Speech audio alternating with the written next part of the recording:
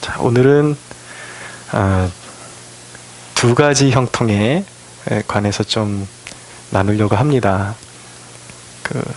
하나님의 자녀들이 누리는 형통과 그리고 악인의 형통에 대해서 나눌 텐데요.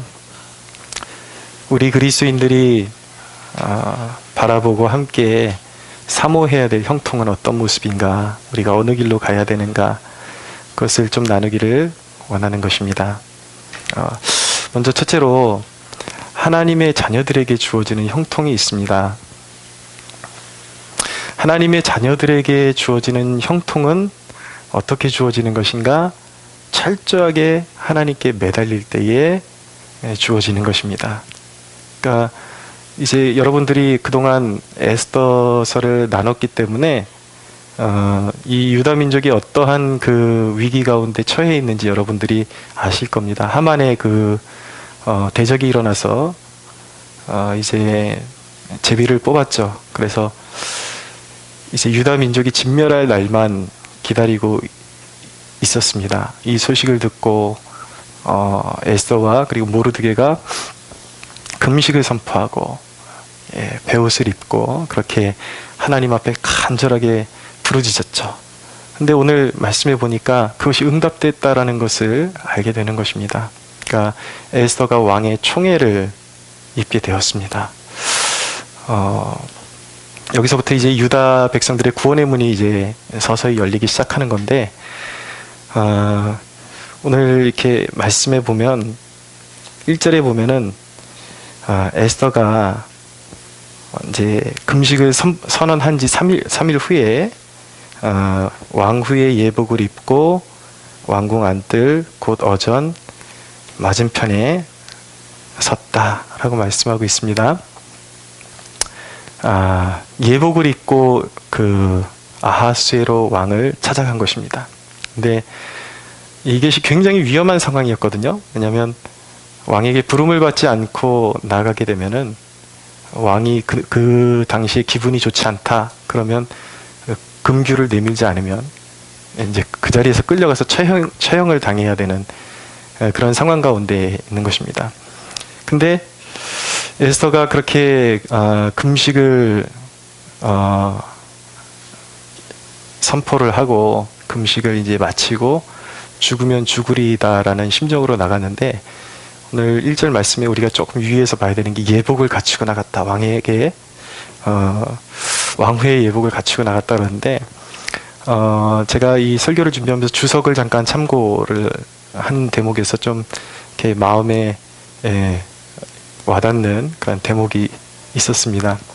뭐냐면 에스더는 하나님에 대한 예우를 갖출 줄 알았고, 또 사람에 대한 예우는 사람에 대한 예우대로 갖출 줄 알았다라는 것입니다. 지혜가 있었다라는 것이죠. 하나님 앞에는 베옷을 입고 나갈 수 있었고, 그리고 왕에게는 가장 아름다워 보일 수 있는 그런 의복을 갖추어 입고 나갔다라는 것을 알게 되는 것입니다.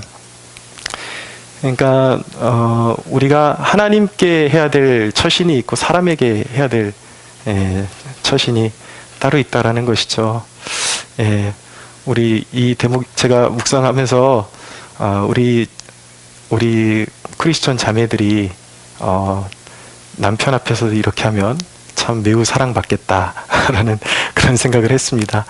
근데 아무래도 자매들이 그렇게 바뀔 일은 쉽지 않을 테니까 남편들이 마음을 낮추는 것이 더 빠르지 않을까, 그런 생각을 갖게 됩니다. 어쨌든 간에 그런 하나님의 능력을 의지하면서도 그런 인간적으로 최선을 다할 수 있는 부분에 대해서 갖추고 나갔다라는 것이죠. 그랬더니 이제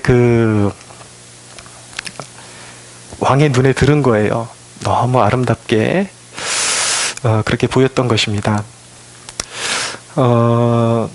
근데 철저하게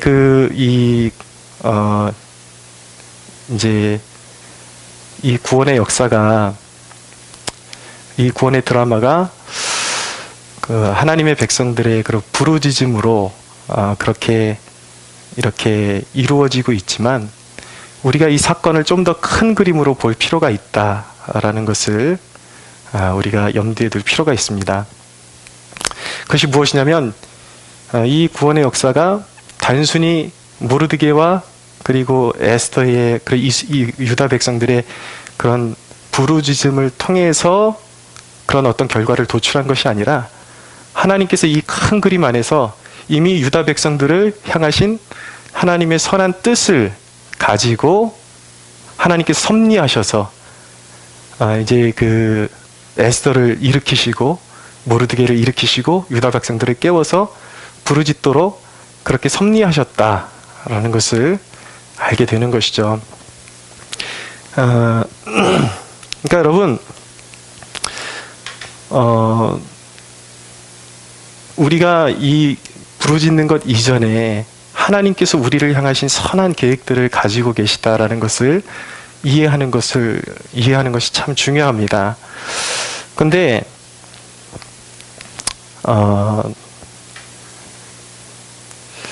우리가 그렇기 때문에 하나님 앞에 기도할 수 있다라는 것, 기도할 마음이 생긴다라는 것이 그게 사실은 얼마나 그 고무적인 일인지를 우리가 생각할 수가 있어야 돼요. 우리가 기도하고 싶다라는 것은 무엇입니까? 우리를 향하신 하나님의 선한 계획이 우리 안에서 이루어지고 있다라는 것입니다. 하나님이 우리 안에서 일하시고 있다. 할렐루야. 그래서 여러분들의 마음 가운데 기도의 자리를 찾고 싶다, 기도하고 싶다, 이것은 굉장히 고무적인 일이에요. 근데 여러분, 하나님으로부터 유기된 백성들의 특징은 무엇이냐면 목마름이 없다라는 것입니다. 기도하고 싶은 생각이 들지를 않아요. 갈급함이 없는 것은 영적으로 버려진 상태를 의미하는 것입니다. 근데 하나님이 원하시는 것은 그런 백성들이 영적으로 갈급함이 없이 그냥 그 상태로 버려진 상태로 그렇게 버려져 있는 것이 하나님의 기쁨이 되시는가? 결코 그렇지 않다라는 거예요. 그래서 우리 그리스도인들이 그런 자기를 돌아보고 영적으로 하나님 앞에 어떤 간절함이 일어나지 않을 때에는 영적인 경각심을 가져야 하는 것입니다. 하나님의 소원은 그 자리에서 그냥 무기력하게 그런 멸망의 자리로 나아가는 것, 그것이 하나님의 뜻이 아니라 정말 하나님께 부르짖는 백성들에게는 하나님께서 선한 뜻을 보이시고 계획을 나타내신다라는 것을 믿고 하나님 나에게도 나의 삶 가운데도 하나님의 선한 계획을 부어 주옵소서. 하나님의 뜻을 나타내시고 내가 지금보다 더 기도할 수 있는 사람으로 세워질 수 있도록 나를 독려해 주시고 나의 영혼을 움직여 주옵소서. 할렐루야. 네, 그렇게 기도하는 것이 중요하다라는 것이죠. 그러니까 하나님의 그 선한 뜻은, 분명한 것은 하나님의 그 구원의 계획들은 철저하게 하나님께 부르짖고 하나님께 붙들고 금식하며 나아가는 백성들에게 반드시 나타나게 되어 있다라는 것을 우리가 깨달아야 하는 것입니다. 이것이 인생의 위기를 당면한 그런 백성들이 붙잡아야 될 영적인 메시지인 것이죠. 지금 이제 나라적으로 이런 이렇게 옳지 않은 정책들이 이렇게 시행이 되다 보니까 제가 그 영락교회에 있을 때에 그 알던 그런 어떤 집사님 한 분이 지금 어떤 이렇게 장사를 하세요. 음식점 장사를 하는데 그분이 이렇게 어떤 최근에 이렇게 상황에 대해서 글을 올려놓은 걸 보게 되었습니다. 그러니까 이런 정책들이 시행되면서 실제적으로 그런 민생들이 그 느끼는 체감, 실제적으로 일어나고 있는 변화에 대해서 그렇게 글을 써놓은 걸 보았어요. 그러면서 지금 실제적인 그런 삶에 그런 위기들이 다가오고 있다라는 것을 어필해 놓은 것을 보게 되었는데 이런 것입니다. 지금 식당을 운영하는데 쌀값이 무려 1,000원이 올랐다라는 거예요. 1,000원이 올랐는데 그것이 보통 사람들이 생각하기에는 체감이 안 올지 모르겠지만 1,000원이 상승하면 인건비가 상승하게 되고 식자재비가 상승하게 되면서 식당을 운영하는 입장에서는 그게 감당할 수 없는 그런 큰 눈덩이 같이 이렇게 커지는 그런 이제 체감으로 와닿는다라는 것이죠. 그래서 결국은 주변에 있는 사람들 중에 식당을 운영하는 사람들 중에 이미 그것을 감당하지 못해 인건비를 감당하지 못해서 지금 이 일이 이게 국가에서 최저임금을 그 높이라고 하는 데서 이렇게 발생한 일이거든요. 높이라 그러니까 감당할 힘은 안 되니까 식당들이 문을 닫는 거예요. 이분 이야기는 무엇이냐면 앞으로 적어도 식당이 30% 이상은 문을 닫을 것이다라고 그렇게 전망한다라는 그런 이렇게 취지의 글을 보았습니다. 근데 그 체감이 멀리서 느껴지는 것이 아니라 바로 우리 동네에서도 느껴지더라고요. 아까도 이렇게 말씀 준비하고 잠깐 점심때 식당에 근처 식당에 갔는데 벌써 그냥 일반 분식점에서 그 식대가 1,000원이 올랐어요. 우리 주위에서 바로 일어나고 있는 일들이더라고요. 근데 여러분, 우리가 지금 마음으로 각오해야 되는 것은 무엇이냐면 앞으로 이 나라 가운데 이런 그런 어떤 그런 재정적인 기근, 이런 거, 실업난, 이런 것들은 더욱더 심해질 것입니다. 근데 이런 결과를 초래하게 된 원인이 뭐예요? 여러분, 이 나라가 지금 여러분들이 봐오신 것처럼 거짓의 기반 위에 이 나라가 지금 세워져 있는 거예요. 제가 그 오래전부터 알고 있던 그 신앙의 동료들 있었는데 청년 시절에 알던 그런 자매가 있었습니다. 근데 자기가 어떤 가게를 차려서 하고 있는데 그 이전 대통령 탄핵 사건 이 벌어지면서 이 과정이 벌어지고 있는데 그 이전 대통령이 죄가 드러나지도 않는 상태에서 자기 가게가 되지 않는 걸 화풀이를 계속 거기다가 이전 대통령 때문에 가게가 이렇게 안 된다고 그러면서 무조건 진위도 알아보지도 않고 언론이 떠드는 대로 그러니까 나쁜 사람이다. 그러면서 계속 동조하면서 빨리 물러나라, 빨리 물러나라. 근데 이게 이 자매만의 문제가 아니라 이 국가적인 전체적인 문제였거든요. 그래서 언론의 그런 속임과 기만 가운데 백성들이 사실 여부와 다르게 이전 대통령을 탄핵시켜버리고 그리고 여러 가지 그 거짓말을 일삼는 그 기반 위에 세워진 정부를 세웠어요. 여러분, 거짓으로 세워진 그런 어떤 이 나라에는 반드시 어떤 영적인 재앙이 임할 수밖에 없는 것이에요.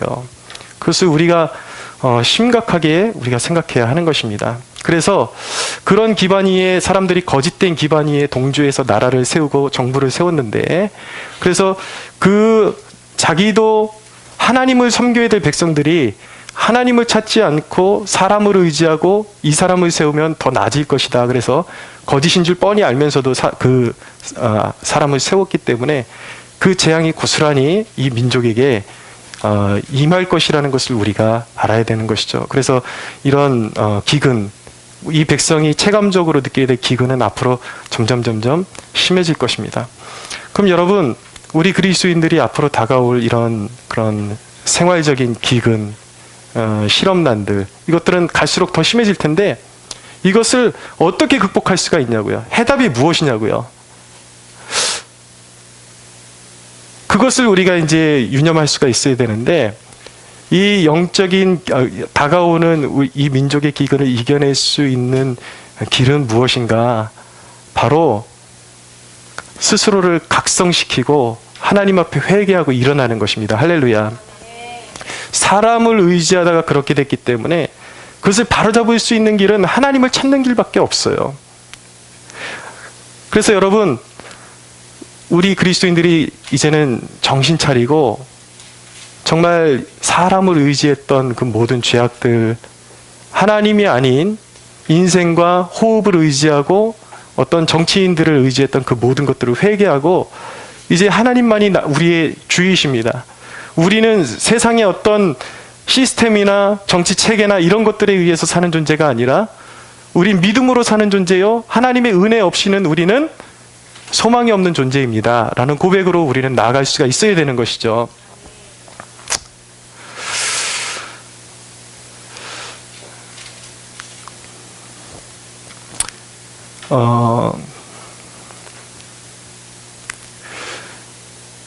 그래서 여러분,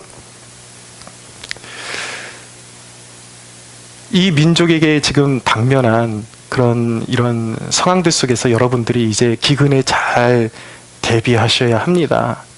기근에 잘 대비하셔야 되는데, 우리는 어떤 존재가 되어야 되는가? 이 기근을 풀어줄 수 있고, 그것이 설령 정책의 문제라 할지라도 이것을 풀어줄 수 있는 분이 우리 하나님이라는 사실을 믿고 나아가야 되는 거예요. 그래서 우리가 어떤 존재가 되어야 되는가? 이 열왕기하 7장에 보면은 이스라엘 백성들 가운데 아주 무서운 기근이 들었습니다. 먹을 것이 없었죠. 그래서 물가가 치솟고 이제 사람들이 굶어 죽게 되었는데, 다행스럽게 그 북이스라엘 가운데 누가 있었냐면 엘리사라는 신실한 하나님의 사람이 있었어요. 엘리사가 하나님께 구하고 기도하고 뜻을 구하니까 하나님께서 이제 곧 이제 물가가 안정을 되찾게 될 것이다 라고 그런 말씀을 주셨습니다. 근데 정말 어느 날 어떤 사건이 일어나게 되었어요. 그러니까 이제 이스라엘과 그 아람 군대가 대치하는 상황 가운데 있었는데 4명의 나병 환자가 있었습니다. 근데 이들은 이제 뭐 굶어 죽거나 아람 군대에 가서 항복해 주거나, 혹시라도 아람 군대가 우리를 받아주면 거기서 빌어먹고 살자. 그래서 이제 아람 군대의 진영으로 가서 항복하려고 갔죠. 근데 놀라운 것을 경험하게 됩니다. 이들이 도착하기 전에 이 아람 군대가 정말 수없이 많고 많은 재물을 가지고 있었는데 하나님께서 그것 가운데 선하게 역사해 주신 거예요. 그래가지고 이제 하나님께서 어떤 환청을 들리게 하셔가지고 막 수많은 병거 소리와 함성 소리와 그런 어떤 병사들의 소리를 막 아람 군대에 듣게 하셔가지고 이 아람 군대가 질겁을 하게 만드신 거예요. 엄청난 군대가 지금 우리에게 몰려오고 있는데 우리가 감당할 수 없구나. 그리고 모든 무기와 말과 그리고 그 수많은 보물들을 두고 도망쳐버린 것입니다. 근데 이 나병 환자들이 딱 오니까 수많은 보화들하고 이런 것들이 눈에 탁 들어오는 거예요. 그러면서 이들이 배불리 먹고 하는 말이 무엇이냐면, 오늘은 정말 아름다운 소식이 있는 날이다. 이것을 우리만 알고 우리 백성들에게, 이스라엘 백성들에게 알리지 않으면 우리에게 천벌이 있을 것이다. 그래서 이건 정말 아름다운 소식이다. 그래서 이스라엘 백성들에게 가서 그것을 알리게 되죠. 그러니까 갑자기 그 기근으로 가득 찼던 이스라엘이 생활이 갑자기 확 피고, 하나님께서 엘리사를 통해서 주신 말씀처럼, 예언의 말씀처럼 물가가 갑자기 확 내려가는 그런 역사가 일어나게 된 것입니다. 여러분, 우리가 어떤 존재가 되어야 되는가? 영적으로 이 4명의 문둥병자와 같이 아무런 힘이 없지만 하나님의 은혜를 얻어서 은혜로 하나님께서 도와주심을 경험한 사람들, 이 나병 환자들의 그 영적인 의미는 무엇입니까? 이들에게 자격이 있어서가 아니라 하나님의 은혜로 살았다라는 것을, 우리는 하나님의 은혜로 사는 존재다라는 것을 증거하는 존재로 부름받은 사람들이 이 4명의 나병 환자인 것입니다. 할렐루야. 네. 여러분, 사람을 우상으로 삼고 세상을 의지하다가 이제 하나님의 진노를 당하게 된 이 백성 가운데 우리가 해야 할 일은 무엇입니까? 우리도 이 나병 환자와 같이 우리의 삶이 증거가 돼야 돼요. 무엇이냐면, 이럴수록 인간적인 방법을 찾는 사람들에게 하나님께서 길을 열어주시는 것이 아니라, 이럴수록 오직 모든 것이 하나님의 은혜입니다. 하나님의 은혜의 줄을 붙잡고 기도의 줄을 붙잡고 이럴수록 하나님께 매달리는 백성들에게 하나님께서 길을 열어주실 것입니다. 그러면 여러분들이 해야 할 일은 무엇입니까? 수많은 주변에 있는 깨어있지 못한 그리스도인들을 깨우는 거예요. 여호와께로 돌아가자. 우리가 살 길은 우리의 노력이나 어떤 정치나 어떤 세상적인 시스템이 아니라 우리는 하나님의 은혜로 사는 존재다. 할렐루야. 예, 이 아름다운 소식을 선포하는 그런 복된 저와 여러분들이 되기를 축원합니다. 근데 여러분, 지혜로워지셔야 돼요. 지금은 어떤 시기냐면 요셉이 그 애굽의 총리로서 앞으로 다가올 기근을 그가 눈치채고 알게 되고 그냥 속수무책으로 기다렸던 것이 아니라 하나님께서 주신 지혜로 그 7년 동안의 그 기근을 잘 견뎌내죠. 그것 같은 우리의 지혜가 필요합니다. 여러분, 이제 여러분들의 인생 가운데 이게 남의 일이라고 생각하시면 안 돼요. 여러분들의 가정에 닥칠 수 있는 일이고 여러분들의 사업체에 닥칠 수 있는 일이라는 것을 여러분들 깨달으셔야 돼요. 여러분들이 이 은혜의 세계에서 하나님의 도우심으로 이 한파를 이겨내려면 여러분들에게 요셉과 같은 지혜와 그러한 대처가 필요한 것입니다. 여러분, 이럴 때일수록 여러분들이 하는 일은 무엇이냐면 심어야 돼요. 이제 재정적인 환란이 다가오는 것을 대비하는 가장 지혜로운 방법은 무엇입니까? 하나님의 기쁨이 있는 곳에 하나님의 나라에 필요한 곳으로 여러분들의 재정을 흘려보내는 것입니다. 믿으십시오. 자꾸 심으십시오. 지금 기회가 있을 때에 심으세요. 특별히 어려울수록 여러분들 하나님 앞에 철저하게 11조 생활 잘 하시고 11조를 근간으로 해서 거기서 멈추지 마시고 여러분들 주위에 있는 하나님이 보여주시는 산지가 있으면 지금 자꾸 꾸어주십시오. 지금 받으려고 꾸어주라는 것이 아니라 그냥 조건 없이 흘려보내십시오. 하나님께서 분명히 약속하고 계신 것은 무엇이냐면 의를 위하여 심는 자는 반드시 의의 열매를 충만하게 풍성하게 거두리라고 약속하고 계신 것입니다. 이런 상태에서 이제 이제 에스더가 왕의 총애를 얻게 되죠. 하나님께서 이 아하수에로 왕의 마음을 움직이셔서 유다 백성들이 구원받을 수 있는 기회를 제공해 주셨습니다. 오늘 말씀을 보십시오. 오늘 말씀 3절에서 6절 제가 한번 읽겠습니다. 왕이 이르되 왕후 에스더여 그대의 소원이 무엇이며 요구가 무엇이냐 나라의 절반이라도 그대에게 주겠노라 하니 에스더가 이르되 오늘 내가 왕을 위하여 잔치를 베풀었사오니 왕이 좋게 여기시거든 하만과 함께 오소서 하니 왕이 이르되 에스더가 말한 대로 하도록 하만을 급히 부르라 하고 이에 왕이 하만과 함께 에스더가 베푼 잔치에 가니라. 잔치에 술을 마실 때에 왕이 에스더에게 이르되 그대의 소청이 무엇이뇨 곧 허락하겠노라. 그대의 요구가 무엇이뇨 나라의 절반이라 할지라도 시행하겠노라 하니. 자, 하나님께서 아하수에르 왕의 마음을 활짝 열어주셔서 에스더가 세상 그 어디서 어느 여인보다도 가장 아름답고 정말 사랑스럽게 보이도록 그렇게 마음을 열어주셨습니다. 그래서 하나님께서 그 왕의 마음까지도 움직이셔서 이 이스라엘 백성들이 유다 백성들의 구원의 기회를 열고 계신다라는 것을 보여주고 있는 것이죠. 여러분, 우리 하나님이 얼마나 위대하신 하나님이십니까? 세상 권세자들의 마음까지도 움직이시고 그들의 생각까지도 사용하셔서 하나님의 백성들의 구원을 위해서 일하시는 하나님이시라는 사실을 우리는 믿어야 하는 것입니다. 근데 이 아하수에로 왕이 이제 술을 극히 먹고 에스더에게 하는 말이 무엇이냐면 그대의 소청이 무엇이뇨?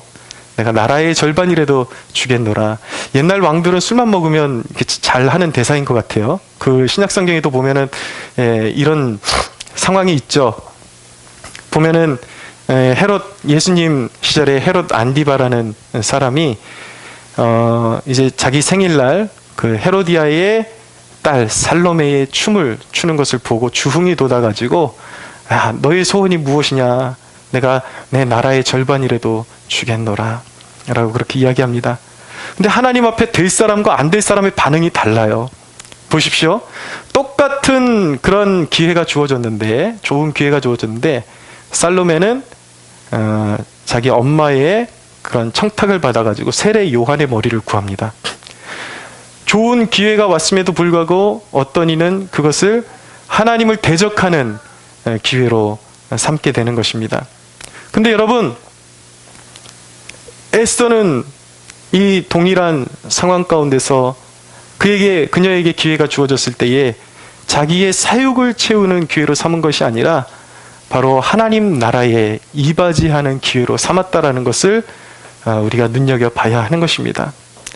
여러분, 하나님께서 여러분들에게 주어주신 그 기회의 장에서, 여러분들의 직장, 여러분들이 속한 곳에서 하나님이 여러분들에게 주신 지혜를 가지고 여러분들의 직장을 이롭게 하십시오. 이롭게 하시고, 그 가운데서 하나님께서 여러분들에게 은혜를 주셔서, 여러분들에게 은총을 주셔서 어떤 좋은 기회를 여러분들에게 허락하실 때 여러분들은 무엇을 위해서 그 기회를 사용하실 것입니까? 이것이 정말 하나님 앞에서 될 사람과 안 될 사람의 차이인 거예요. 어떤 이들은 그런 기회가 올 때 이것이 나를 위한 기회인 줄 알고 자기와 자기 사욕을 위해서 기회를 다 사용하는 사람들이 있습니다. 그러나 여러분, 하나님의 자녀들에게는 하나님께서 그것으로 부르신 목적이 있다는 사실을 깨달아야 하는 것입니다. 그 목적을 잘 받들 수 있는 사람이 복된 사람이요, 하나님께서 형통할 수 있도록 밀어주시는 사람이라는 것을 기억해 주시기 바랍니다. 어떤 자매들 같은 경우는 아직 잘 믿지 않고 그러나 아직 세상에 속해 있는 그런 남편을 만나서 결혼을 하죠. 그런데 하나님께서 좋은 그런 어떤 재력 있는 사람 만나게 해주시고 이렇게 했는데, 인생의 기회가 오면 남편을 잘 섬겨서 하나님께서 주시는 기회를 만날 때 지혜롭게 대처할 수가 있어야 하는 것입니다. 기회가 올 때 남편에게 뭐 보석 사달라 이런 거 사달라가 아니라, 기회가 오면 그 기회를 하나님께서 주신 기회로 알고 같이 교회 가자고, 교회를 이롭게 하고 하나님 나라를 생각할 수 있는 사람이 복된 사람임을 믿으십시오. 여러분, 이 대목이 무엇입니까? 우리가 주의해야 되는 것은 무엇이냐면, 나라는 존재에서 유다 민족의 회복을 위해서 헌신하고 기도하는 존재로 삶의 목적이 변화되고 전환된 것, 이것이 바로 진정한 형통하는 사람의 특징이라는 것을 우리가 깨달아야 하는 것입니다. 여러분, 이 어려운 시대 가운데 하나님의 도움으로 살아가고 싶으십니까? 여러분들의 삶의 목적을 바꾸십시오. 이기적인 나를 내려놓고 아직도 나의 영화를 위해서 살아가는 그런 모습들을 내려놓고 여러분들에게 맡겨주신 교회와 하나님 나라의 영광을 위해서 헌신하고 기도할 수 있는 여러분이 되십시오. 그곳으로부터 하나님의 지지와 하나님의 밀어주심을 경험하게 될 것입니다. 그러면 악인의 형통은 무엇인가? 간략하게 제가 좀 말씀드리겠습니다. 하만은 악인의 전형적인 인물이라는 것을 우리가 보게 되는 것입니다. 하만은 스스로 형통하는 사람이었어요. 여러분, 악인은 형통하는 크기가 크면 클수록 그 심판의 무게가 무거워진다는 것을 우리가 깨달을 수가 있어야 하는 것입니다. 보십시오. 우리 하만에 대해서 잠깐 살펴보겠습니다. 9절을 보십시오. 그날 하만이 마음이 기뻐 즐거이 나오더니 모르드게가 대궐문에 있어 일어나지도 아니하고 몸을 움직이지도 아니하는 것을 보고 매우 노하나. 하만은 의인을 계속해서 핍박하고 의인에 대해서 악감을 품기를 멈추지를 않았습니다. 근데 모르드게가 지금 하만이 그렇게 살기가 등등해 있음에도 불구하고 모르드게가 지나가도 몸을 움직이지도 아니하고 미동도 하지 않았다라고 그렇게 이야기하고 있는 것이죠. 여러분, 이 모르드게의 그 영적인 이 기지, 이 담대함, 이것을 우리가 눈여겨볼 수 있어야 하는 것입니다. 여러분, 우리는 어떻습니까? 조금 환경이 바뀌면 신앙의 기준까지 바뀌어버리고 이랬다 저랬다 하는 흔들리는 모습. 그러나 여러분, 신앙의 위인들의 모습은 결코 내게 주어지는 환경에 따라서 신앙의 가치가 바뀌는 모습이 아니었다라는 것이죠. 결코 흔들리지 아니하는 모습. 11절을 보십시오. 자기의 큰 영광과 자녀가 많은 것과 왕이 자기를 들어 왕의 모든 지방관이나 신하들보다 높인 것을 다 말하고, 또 하만이 이르되 왕후 에스더가 그 베푼 잔치에 왕과 함께 오기를 허락받은 자는 나밖에 없었고 내일도 왕과 함께 청함을 받았느니라. 이 하만의 마음속에 있었던 것은 무엇입니까? 오직 자기의 그런 개인의 영달, 분노, 그리고 더 높아지고자 하는 탐욕, 형통하기는 하는 모습이에요. 그도 세상적인 관점으로 보면 잘 뻗어나가고 있습니다. 그러나 하만의 형통에게는 낮아짐이라는 것이 없습니다. 목적이라는 것이 없어요. 하나님의 영광이라는 것이 없어요. 오직 자기를 위해서 악한 생각을 꿈꾸고 자기를 높이는 데만 혈안이 되어 있는, 오직 자기 행복 한 가지를 위해서 살아가는 모습을 보게 되는 것입니다.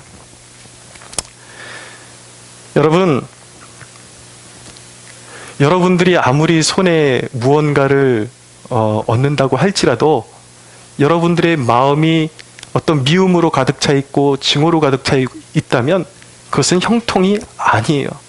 여러분들의 힘으로 달려가고 있는 중이에요. 우리에게 진정으로 필요한 것은 무엇입니까? 내 힘으로 형통하는 그것이 필요한 것이 아니라 우리에게는 예수 그리스도가 필요한 것입니다. 할렐루야. 예수님이 우리 마음의 중심에 오셔야 돼요. 예수님의 다스리심을 받아야 돼요. 우리에게는 온유한 마음이 필요한 것입니다. 우리가 주님의 통치와 주권을 인정할 때에 우리의 마음 가운데 영적인 온유함과 하늘의 평강으로 채워지게 되는 것입니다. 주님께서 말씀하셨어요. 온유한 자에게 땅을 차지하게 할 것이다. 할렐루야. 우리가 땅을 차지하는 방법은 혈기나 세상적인 방법이나 밟고 일어서는 그런 방법이 아니라 그리스도께서 주시는 온유함으로 온전히 주님께 내 삶을 내어드림으로 그분이 내 안에서 일하심으로 얻어지는 분깃이어야 하는 것입니다.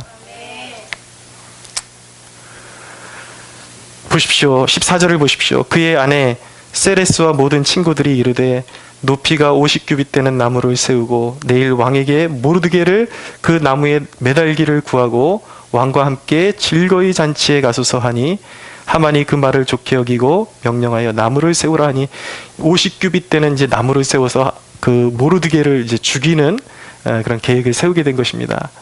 약 한 25m 정도 되는 높이의 나무를 세워서 이제 왕에게 구해서 모르드게를 이제 계략적으로 이제 죽여서 그 나무에 매달게 하려고 했던 것이죠. 여러분, 악인의 그런 욕망은 높으면 높을수록 그 높이만큼이나 그 높이에 해당하는 고통이, 그가 받아야 될 고통이 그 높이와 자기의 꿈꾸는 그 욕망의 높이와 비례한다라는 사실을 깨달아야 하는 것입니다. 여러분, 세상에는 두 종류의 사람이 있습니다. 인류가 타락한 이래로 한 종류는 자기 노력으로 자기의 길을 구축하면서 형통의 길을 추구하는 사람들이 있었어요. 또 한 부류의 사람들은 누구냐면 바로 하나님의 은혜로 사는 존재들이 있었습니다. 약하지만, 부족하지만 하나님께 모든 인생을 의탁드려서 하나님을 의지함으로 말미암아 하나님의 계획으로 살아가는 존재들이 있었던 것입니다. 사랑하는 여러분, 믿으십시오. 저와 여러분 모두에게는 하나님의 선하신 계획이 있음을 믿으시기 바랍니다. 그 여러분들을 향하신 하나님의 선하신 계획은 어떻게 드러나는 것입니까? 하나님을 의지할 때에 우리를 향하신 하나님의 선한 계획은 모습을 드러내기 시작하는 것입니다. 할렐루야. 여러분, 영적인 기근이 다가옵니다. 나라가 어렵습니다. 여러분, 그러나 우리가 믿고 의지할 수 있는 것은 무엇 때문입니까? 우리 선하신 하나님이 강하시기 때문입니다. 우리 하나님의 섭리는 여러분 어떤 세상의 정책보다도 강하고 이념보다도 강하고, 우리 하나님의 섭리는 그분의 능력으로 말미암아 핵무기도 패할 수 있는 분이 우리 하나님이심을 믿으십시오. 그러므로 여러분, 이 절박한 시기 가운데 우리가 살아갈 수 있는 유일한 길은 우리는 사모해야 하는 것입니다. 이제는 우리의 길을 고집하는 것을 벗어버리고 이제는 주님의 길로 행하게 하옵소서.